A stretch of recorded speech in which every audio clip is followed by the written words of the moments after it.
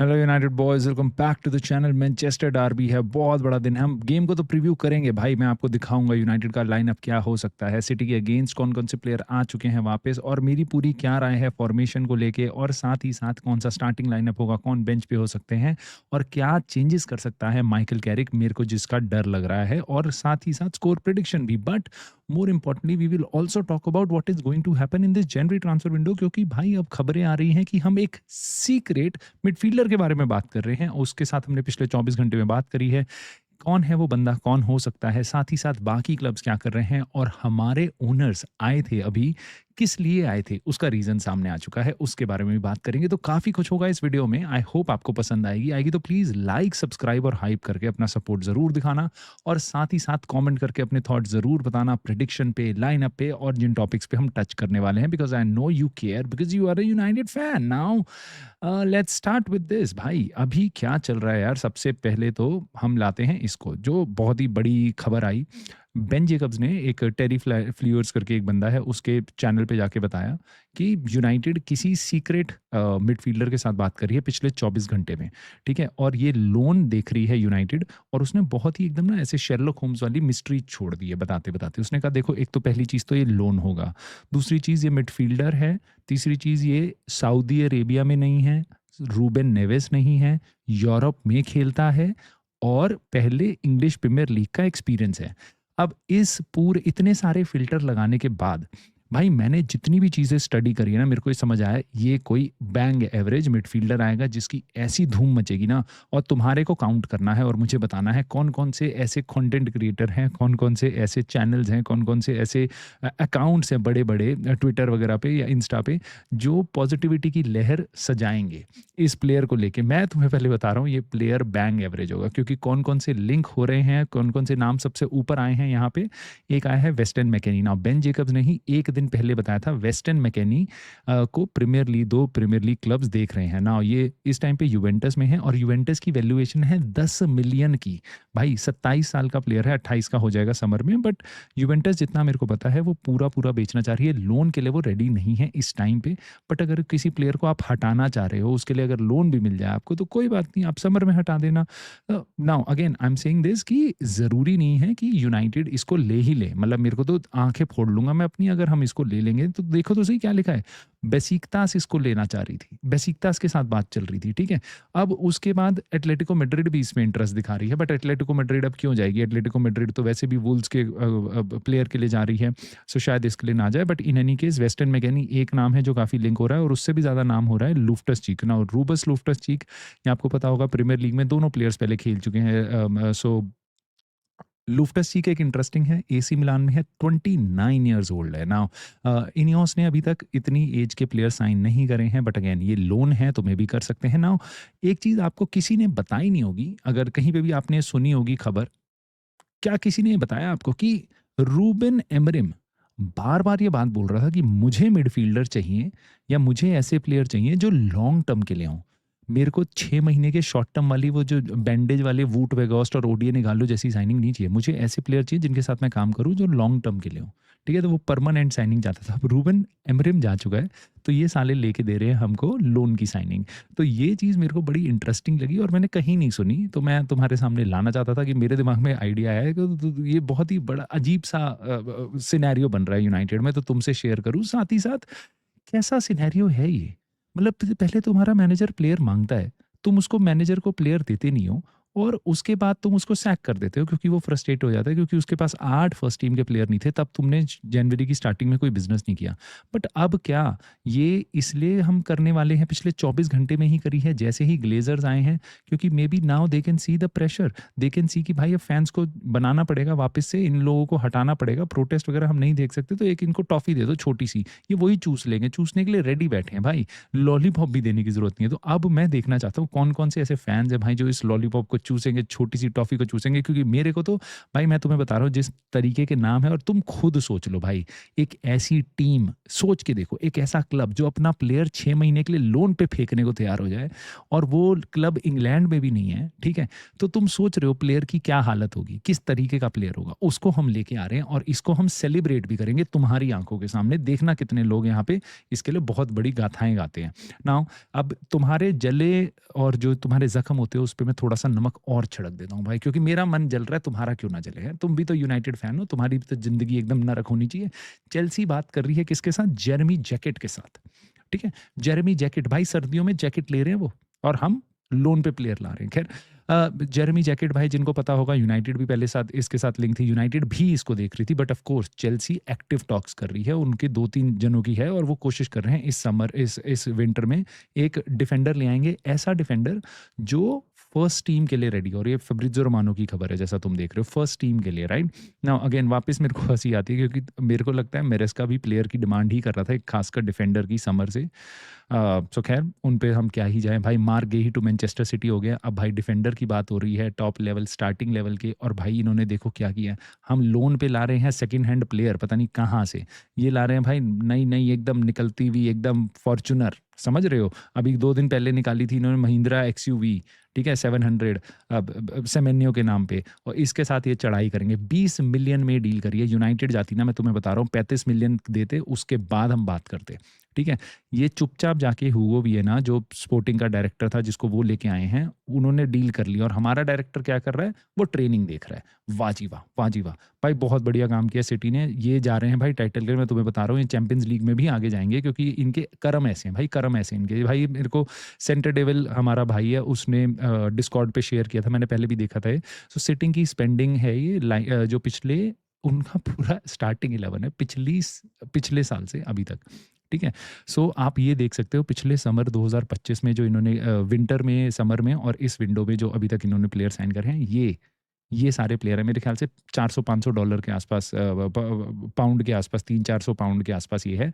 और हम कोशिश कर रहे हैं हमें मैनेजर चेंज ना करना पड़े बार-बार, कोई छोटा-सा ही फिद्दू-सा मैनेजर लेके आएँगे, ताकि हमें 200 मिलियन का ओवरऑल हर साल ना करना पड़े। भाई अलग-अलग क्लब्स हैं, अलग-अलग अप्रोचेज़ हैं भाई, क्या ही करें, सबकी अलग हैं, और वो दिखता है भाई, इन्वेस्टमेंट के हिसाब से दिखता है। मेरे को तो याद ही नहीं आ रहा कब ये साला कैप ही 11 पॉइंट का हो गया।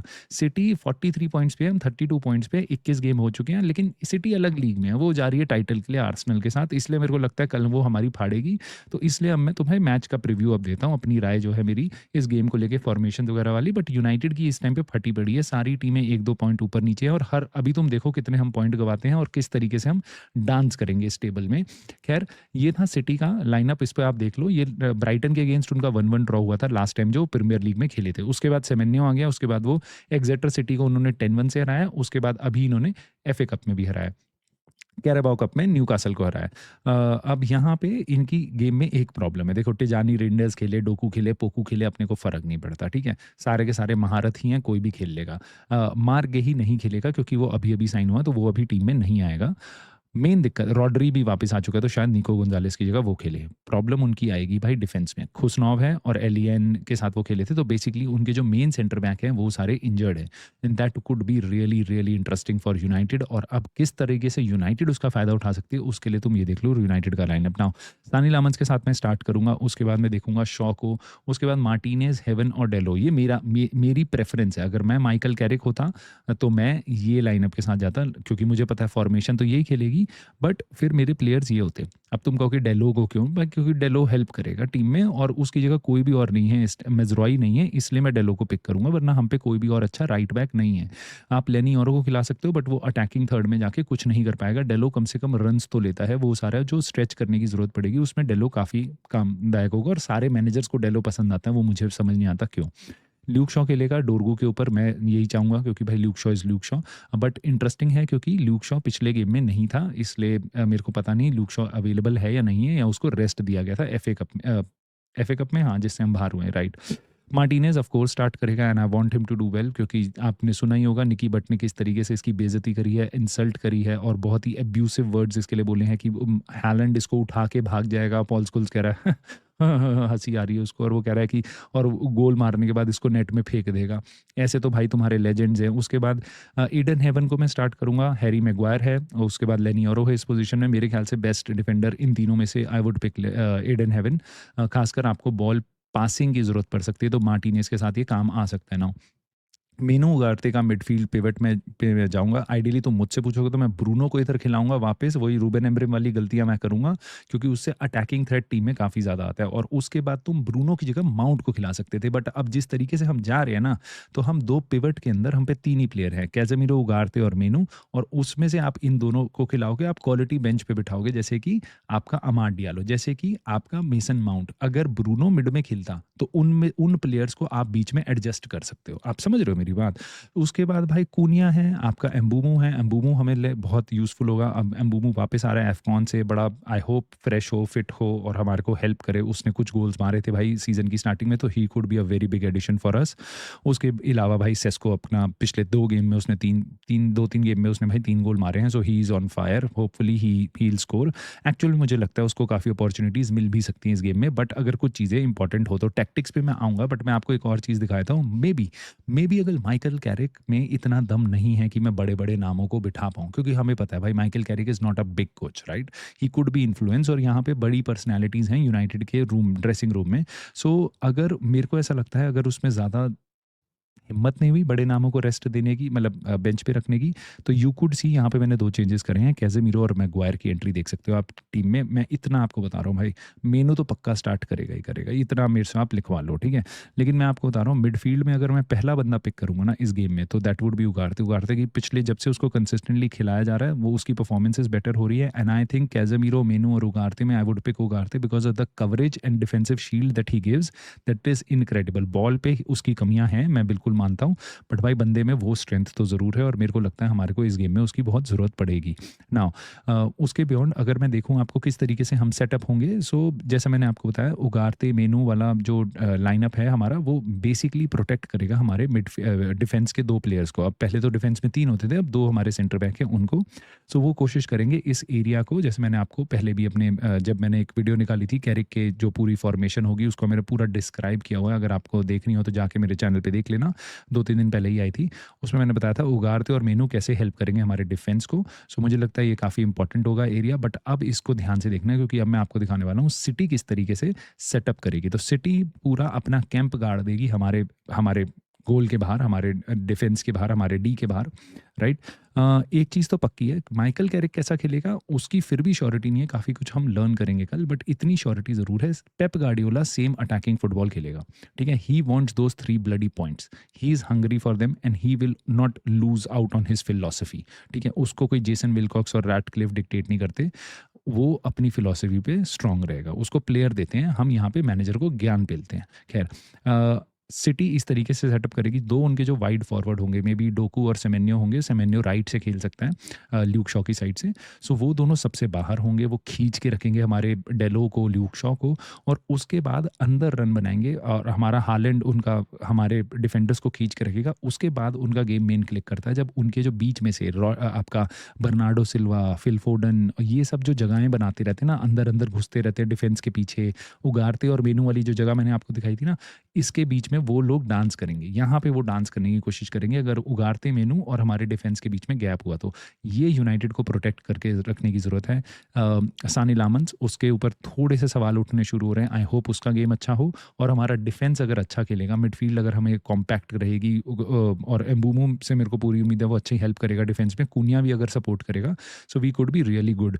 अगर हम डिफेंस रोक लेंगे, I somehow have a think कि भाई यूनाइटेड कैन स्कोर। और जैसा मैंने आपको दिखाया, अगर उन्होंने बॉल लूज़ करी, जो सिटी बहुत ज़्यादा लूज़ नहीं करती है, तो they could be really vulnerable on attack. Now जैसा आप देख सकते हो top of the screen, Sesko के पास 2 उनके डिफेंडर्स हो सकते हैं, बट अगर इतना ज़्यादा उसके पास स्पेस होगा, सेस्को के पास कोई चीज़ अगर तुम्हें लगता है फिनिशिंग नहीं है, कुछ नहीं है, ये नहीं है, एक चीज़ उस पे बिल्कुल है, दैट इज़ स्पीड।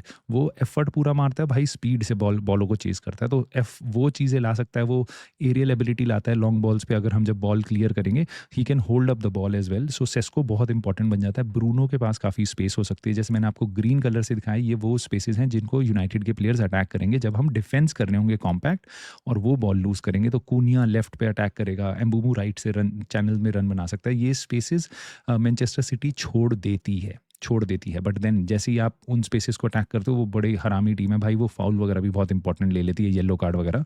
और जो मैंने आपको येलो कलर से दिखाया है यहाँ पे, आई एम होपिंग कि हम इसको यूज़ कर पाएँ। मिडफील्ड से मेरे को बहुत ज़्यादा उम्मीद नहीं है कोबी मेनू और उगारते की पेयरिंग से, बट मे बी डिफेंस से अगर हम पीछे बॉल रिसीव कर लेते हैं, लीचा, ईडन हेवन, ऐसे जने इन स्पेसेस को अपने पासेस के थ्रू एक्सप्लॉइट करवा सकते हैं। So this is why I think United have a chance to score. Only thing is कि we must protect our goal. Now इस बात को बोलते बोलते मैं आपको ये बता दूं, अगर यूनाइटेड हार भी जाती है कल बहुत बुरे तरीके से, it is not an, basically Carrick के ऊपर नहीं है, ये इस टीम के ऊपर नहीं है। मैं इन प्लेयर्स को कोई दोष नहीं दूंगा भाई।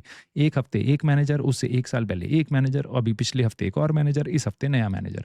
तो तुमने चूतिया बना रखा है, तुमने सारे प्लेयर होगा, ठीक है। तुम कहीं पे भी किसी को भी कैसे भी भगा रहे हो, सारी फॉर्मेशन चेंज करते रहते हो, नहीं नहीं अब तुम्हें आगे जाना है, नहीं नहीं अब तुम्हें आगे नहीं जाना। पिछला वाला कह रहा था राइट बैक को रुकना है।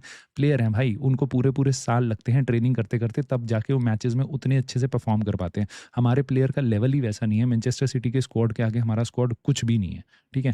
तो मैं किसी को गाली वाली नहीं दूंगा, सिंपल है, एक ही प्रॉब्लम है हमारे क्लब में, वही प्रॉब्लम है अगर कल का हम गेम हारते हैं तो। बट मुझे पता नहीं क्यों ऐसी फीलिंग आ रही है, we may get a result, but I would not be surprise भाई अगर ये 4-0 की एकदम वाइट वॉश मार देते हैं वो, और या फिर यूनाइटेड अपना 2-1 की विक्ट्री या 2-0 की 1-0 की विक्ट्री ऐसा कुछ निकाल लेती है। बट इट वुड बी, अगर यूनाइटेड जीतेगी it would be a close encounter, इतना है।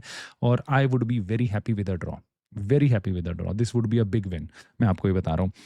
मेरी कोशिश होगी भाई मैं वॉच अलॉन्ग रखूँ, बट मेरे साथ कुछ है, शायद मैं सुबह बिजी रहूँगा अपने यहाँ, मेरे यहाँ सुबह हो रही होगी, तो मैच के टाइम पे अगर मैं बिजी हुआ तो शायद ना रखूँ, बट अगर रखूँगा वॉच अलॉन्ग तो आप प्लीज़ ज्वाइन करना, I would love to see you there.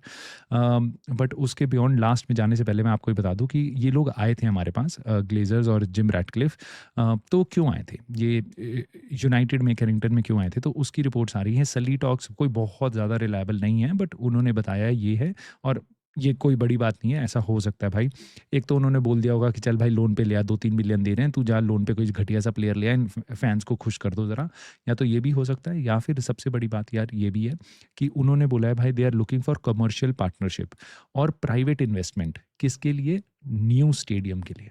समझ रहे हो तुम एक तरफ से सोच रहे हो कि भाई किस तरीके से ग्लेजर जाएं, साले वो डबल डाउन कर रहे हैं, वो रुकने का पूरा प्लान बना रहे हैं, या वो जोरों शोरों से कर रहे हैं कि भाई स्टेडियम स्टेडियम स्टेडियम। या ये पोटेंशियल बायर्स को दिखाना चाहते हैं कि भाई हमारी जो इच्छाएं हैं, they are to stay hair.